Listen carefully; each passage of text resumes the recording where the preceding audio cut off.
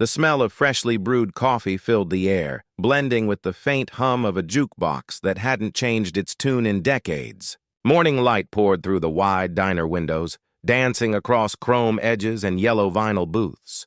Everything looked perfect, clean, peaceful, ordinary.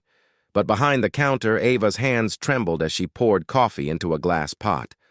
Her reflection in the polished steel seemed calm, but inside, her heart was a battlefield of fear. Because outside those spotless windows, she knew they were still there. The same three men, the same eyes that had followed her for weeks. If you believe that kindness still has the power to change a person's story, to bring light into someone's darkest moment, please take a second to like, comment, share, and subscribe to Kindness Corner. Every act of kindness helps stories like this one reach another heart that might need it most. Ava had been working at Harper's Diner for 6 months. To most people, it was just a retro 1950s-style diner, bright colors, checkered floors, and happy music. But to her, it was a place of escape. She had come here after leaving a town where fear had lived in her shadow. She thought she'd outrun it, until the day those men walked in again, 3 of them. Leather jackets. Tattoos that told the world they didn't fear consequences. At first, she told herself it was coincidence. Maybe they were just passing through, but they kept coming. Same booth, same stares, same smirks that made her skin crawl. She started coming early, leaving late, hoping to avoid them. She took back roads home, hid behind polite smiles while serving pie and refilling coffee cups. But fear, once it takes root, never stays quiet. It eats away at every moment of peace. That morning, when they came in again, laughing under their breath, Ava knew she couldn't take it anymore. She wanted to run, but her legs wouldn't move. Then she saw them, a group of 4 bikers in black leather, their vests marked RLLS Angels. They weren't smiling. They looked calm, but there was something in their presence. A quiet weight that filled the room like thunder waiting to strike. The leader, a broad-shouldered man with a thick salt-and-pepper beard and tattooed arms, sat near the window. His name tag read Maddox. He didn't talk much, just nodded when she asked for their order. Ava tried to steady her hands as she poured his coffee, but he noticed her shaking. "You okay?" he asked quietly. She nodded, but the lie broke inside her before the word even formed. Moments later, when she leaned in to refill his cup, her voice trembled. She cupped her hand near his ear, her breath catching between words, and whispered, "They won't stop following me." Maddox didn't look up right away. He didn't need to ask who. The reflection in the diner window said enough. 3 men in the back booth pretending to laugh, their eyes locked on her every move. He turned back to his coffee, his expression unreadable, but something cold flickered behind his eyes. The rest of his crew stopped talking. Diesel, a bald, heavy-set man with sunglasses perched on his head, leaned forward slightly. Reed, the youngest, his red bandana tied tight, set down his cup. None of them spoke.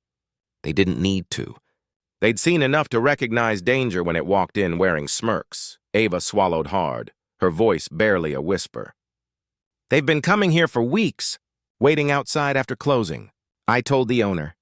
He said maybe they're just customers, but I know they're not." Her eyes filled with tears. "I don't know what to do anymore."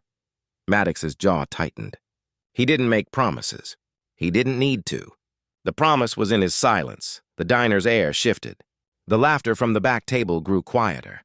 Maddox finally looked up, slowly, calmly. His eyes met theirs in the reflection. He turned his cup once on the table, the sound of ceramic scraping louder than it should have been. Then he stood up.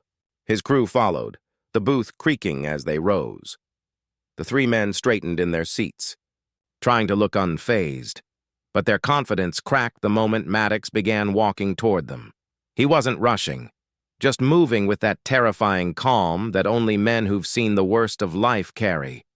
Sunlight caught on his vest, the patches, the scars, the weight of untold stories. He stopped by their table. The diner went silent. Even the jukebox seemed to pause. No one heard what he said. He leaned down slightly, voice low, words meant only for them. But whatever he said, it drained the color from their faces. The laughter died completely. Moments later, the three men stood up, avoiding his gaze, dropped a few crumpled bills on the table, and slipped out into the blinding daylight. Maddox watched them go until the door shut behind them. Ava stood frozen behind the counter, the coffee pot trembling in her hand. When he finally turned toward her, she expected anger or judgment, but instead, there was something softer in his eyes. Understanding, pain, maybe even a memory. He walked back to his booth, grabbed his jacket, and before leaving, placed a folded napkin on the counter. On it, he'd written a simple message: "You're safe now." They won't be back. When the rumble of their motorcycles faded into the distance, the diner stayed quiet for a long time. Ava pressed the napkin to her chest, tears streaming freely, not from fear, but from relief. The kind of relief that feels like air after drowning. She looked around at the same peaceful diner, same sunlight, same chrome, same yellow booths, but something in her world had changed forever. For the first time in a long time, she wasn't alone. From that day on, those men never returned.